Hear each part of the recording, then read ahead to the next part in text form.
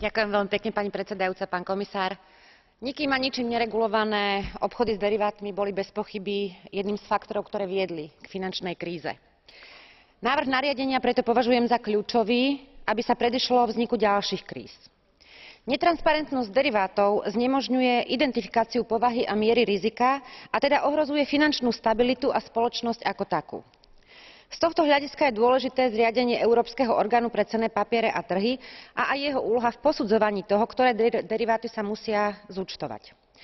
Činnosť tohto orgánu treba naďalej podporovať, pretože znižuje systémové riziko vo finančnom systéme vrátane možnej neschopnosti vysoko prepojených protistrán splniť si svoje platobné záväzky. Chcela by som však v súvislosti s týmto apelovať na Komisiu, pán komisár, aby ste osobitnú pozornosť venovali obchodom finančných inštitúcií na komoditných trhoch. Angažovanosť finančníkov je už podľa všetkého nezdravá a preto by sa Komisia mala zamyslieť nad tým, či účasť na komoditných burzách neobmedzí len na fyzických obchodníkov. Ďakujem veľmi pekne, pani predsedajúca.